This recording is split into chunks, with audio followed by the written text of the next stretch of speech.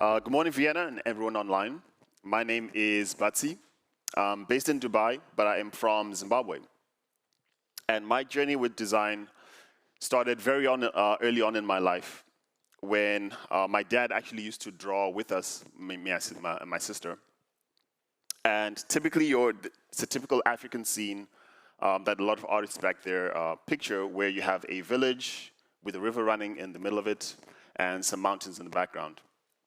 And what was really striking for me is when my dad drew a bird in the sky, and it was a simple curve in a V shape, and really represented a bird in flight. And what I found striking about that image is there was no beak, no feathers, but it was unmistakably a bird. And that was my journey with design, starting there, where I understood the power of a few lines in the right place can tell volumes.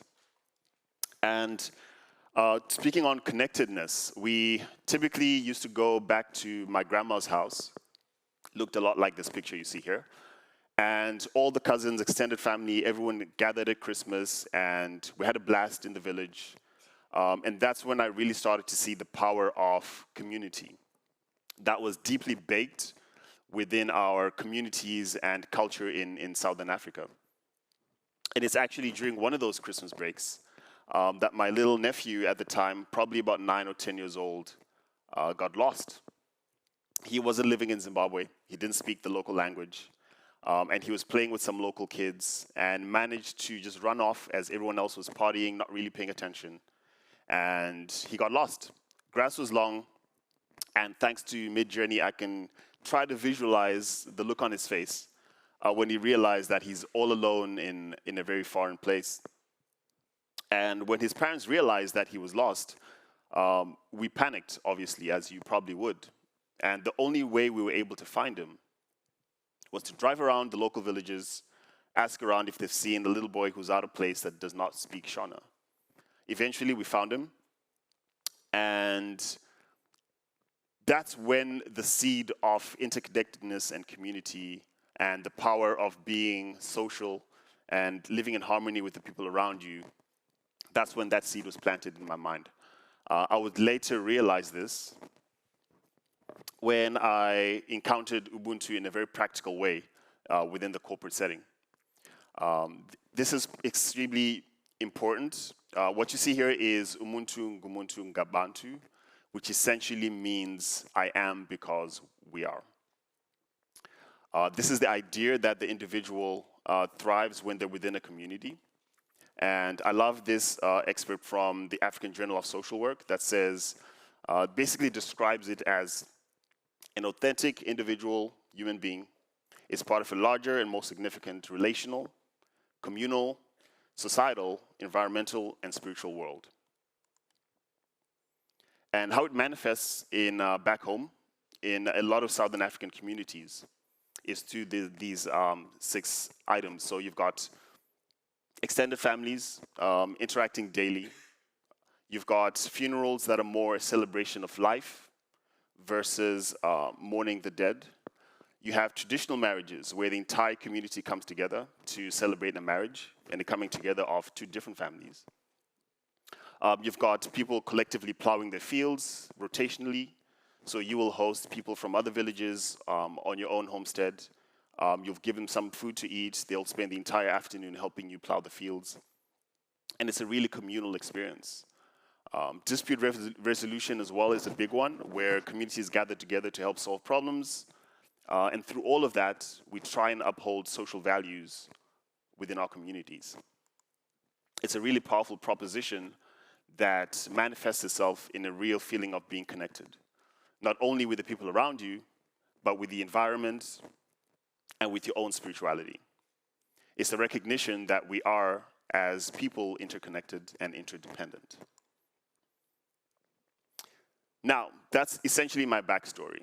And take a young kid from Africa, pull him out of that context, and plug him into Dubai in the Middle East. A totally different culture, obviously totally different religious system, because it's an Islamic state. And I started to see this manifest all around me. So there I am in the middle, if you can notice me back there. And I'm surrounded by people from London, India, Mexico. You've got a Ukrainian, a local Emirati, a French person, and another Indian. So I'm surrounded by people from different places, from all over the world that speak totally different languages, but we're gathered for a common goal. And we have to really align our common interests and resolve our differences in order to make a difference as a design team within the organization we're embedded in. So this led me to building a framework called the Ubuntu Design Framework. I was laying up at night one day, had insomnia, couldn't sleep, and I was trying to figure out if I was to impact the design world, which is something I described, it's been with me my entire life. How best can I contribute within that context from a design point of view? And the one thing that kept ringing in my mind was this idea of building products through community rather than in silos. And that's how the Ubuntu Design Framework was born. And essentially, it has 4 pillars centered around, first and foremost, the individual. So doing work on yourself is really important to your ability to contribute to the larger goal for your team and organization. So the first pillar is being the individual. The next one is family, which for us here, most of us would be your design team. So like Maria mentioned, having that idea of family within your teams is an extremely powerful tool when you try to move forward as a team. The next pillar would be the community, which essentially represents the different departments within digital. So for us, this would be your product teams, your engineering teams, the people that you work with from data, etc. That's essentially the community your family functions within. And lastly, obviously, interconnectedness, which is essentially the idea that all of this really comes full circle when you look at how the individual, family, and community work together with the different stakeholders within your organization. So people from risk, compliance, marketing, and from our perspective as an Islamic bank, the Sharia department is an extremely important stakeholder for us because they help us craft experiences for our customers that are deeply aligned with Islamic values, which is very important when you realize that I'm an African Christian working in a Middle Eastern Islamic bank. So my experience with all of these interconnected departments is a crucial aspect of me being able to deliver those experiences for our customers. So those are the 4 pillars. And some of the tools we use in order to manifest this idea of interconnectedness, I'll take you through some of the tools I've developed as part of the framework. One of them is influence maps. And I wrote here, it's learning how to win friends and influence the business. As you can imagine, as designers, we're typically seen as the outsiders. We're the guys wearing sneakers and t-shirts to work. In an incumbent bank where everyone is super corporate, right? Like Mario mentioned, we are new as well, typically, so design hasn't really been a thing in incumbent banks for that long. So how do you start to understand the people around you? How do you start to understand the stakeholders you work with? And what I find really powerful is creating a matrix of, with each group of stakeholders you work with, who is the most influential and how are they interconnected, and who has more influence over who. And understanding those dynamics does really help you to craft presentations specifically for your audience, but also understand how to speak to them. As we start to advocate design within our organizations, it's really important to understand the people you work with, knowing that you're part of a larger family. The other one is a modification of the 5-day design sprint by Jake Knapp. Essentially, we all know we're super busy, right? In banks, it's very hard to get people to sit down for a workshop, full-day workshop. Not only that, but it's really expensive to try and get senior stakeholders to gather together because time is money. So we developed a 1-hour design sprint, which is essentially a super, super hyper-focused, condensed version of a design sprint, where you start rapid fire defining the problem, using how might we statements to flesh that out, crafting user journeys as a team with all your stakeholders, people from product, design leading it, and then you finally decide on an approach. And what you typically find is during this 1 hour period, you are more or less aligned to what the objectives of what the requirement is.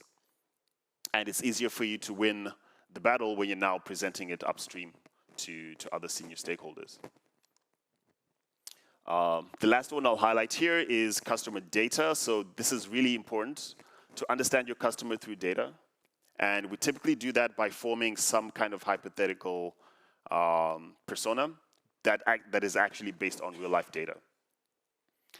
As we're crafting our journeys, we can actually tell that the average customer has X amount of dirhams, which is our currency in the Middle East. In their bank account, this is the product split that they have, and it represents X percentage of our users. You can build 2 or 3 personas like this that then inform the decisions you make during the design sprint and everything else you're going to see here. So leveraging customer data is a really important part of the entire framework. So how it manifests is through nodes. Again, interconnectedness. You build your own workflow based on your requirements, how much time you have to deliver, and who you're going to present it to ultimately. So I've built it with these nodes. So things like stakeholder interviews, customer data analysis, market research, the 1 hour design sprint, internal testing, and like Maria mentioned, user testing as well, and customer research. And how you do it is you arrange these nodes in any particular order that you need to deliver your outcome. So I've given 2 examples here where you have a really short time period where you need to deliver something. So you would do, for example, your customer data analysis together with your competitor benchmark in parallel. You design and you iterate with internal reviews, stakeholder reviews, and customer testing. Iterate until you're at a place where you're happy, and then you release the product. If you have the luxury of time, a different approach could emerge where you do customer analysis, data analysis, and influence mapping in parallel, run a sprint with your stakeholders. Then you do your market research and benchmarking, stakeholder huddles periodically to validate all this work you've done prior. And you do a design phase where you have constant stakeholder huddles to validate the designs you're producing as a team. Part of that would be testing it internally. We do this a lot as well, where we walk up and down the corridors, asking people quickly try to use the design we've created, and we get great insights from that. You could also do internal reviews, which is a really powerful tool for us, and stakeholder reviews, and then finally deliver a product. So my idea with this was to create something flexible that caters to the need of any team, any size team, but is able to give you results in any shape or form in the way you need it at that particular time. It's a really powerful tool for us. One thing we did recently was a workshop with the youth. So the mandate we got was try get innovation from really young people, so 15-year-olds, all the way up to like 20, 25-year-olds. And we managed to do this within that framework and get very high-quality insights. So essentially, the Ubuntu design framework lies in the intersection of 4 things, right? You've got the product, the business, design, and of course, your customer. It's designed to bring out the best in all of that. And essentially, we're looking at how we could reimagine building products by mirroring how we build communities. Datenda. Thank you.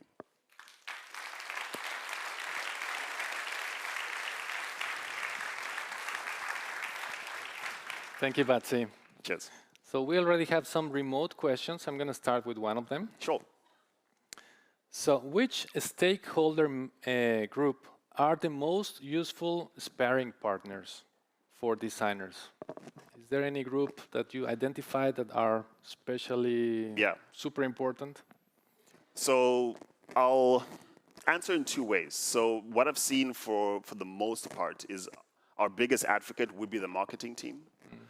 Because typically marketing teams have been in incumbent banks since the inception, right?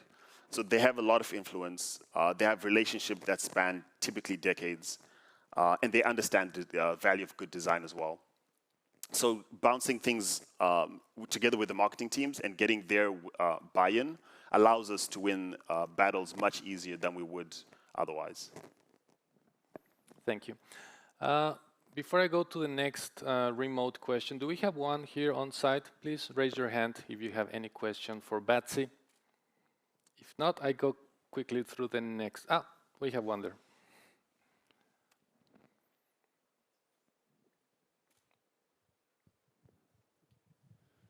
Hey, that was a very interesting talk. Thank you you for presenting. You mentioned the 1-hour design framework. Could you maybe give us a few examples of where you've applied that in real life kind of situations, real life problems, and how it's worked out for you?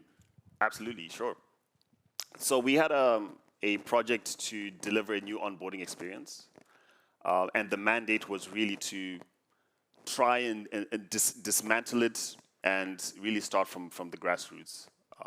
Because our current system, even though it was working, we had a lot of issues with drop-offs and unpredictable results, both technical and user error and all of that.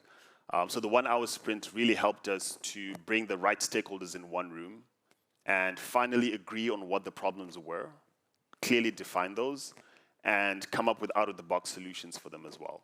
So yeah, that's one example where we used it really effectively. Thank you. Awesome.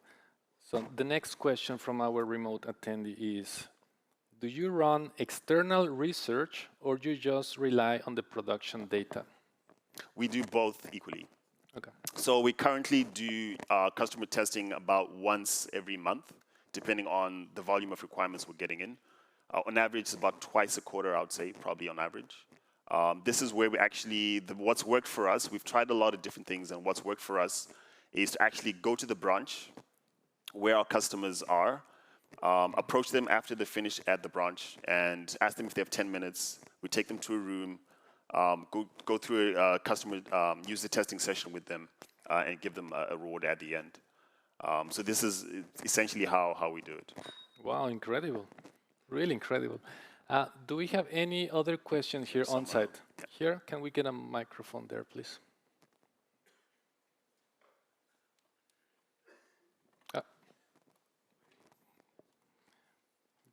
We will get into you. Yeah. Okay. Hi. Yeah, thank you. I think some feedback we often get is our process is a bit opaque to stakeholders or very organic, and I like seeing you kind of lay out some templates for that. Does your framework offer tooling to discover what is the best process, or do you have templates that you've built already that you share? Yeah, that's a really good question. So we're currently building this out as we go, because it really varies depending on what your requirements are. The reason I gave the 5-day design sprint as an example is we're leveraging systems and processes that we know work and retrofitting those for our context.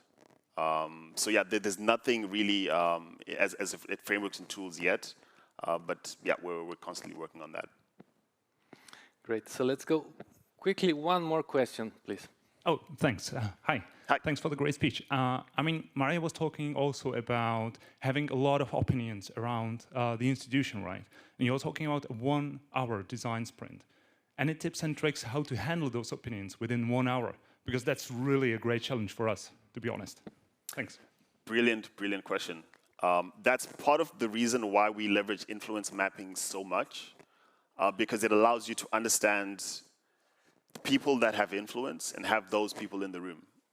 And typically, you find that within any department, there's typically 1 or 2 people with influence.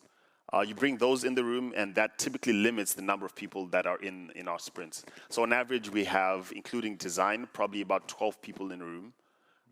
And we haven't really had a problem where you have multiple opinions, because that's part of the reason we're in the room. We want to get your opinions. And if we have a clearly defined problem statement, the outcome of that after 1 hour is we've essentially solved that problem statement by agreeing on the common problem, hearing everyone's solutions and ideas, which is why we're in the room in the first place, and then finally agreeing and voting on a solution. Awesome. So, fortunately, we need to move on. That's it? Okay. Yes, I'm very Cool. sorry, but we need to keep with the agenda. So thank you so much, Thank you. Betsy.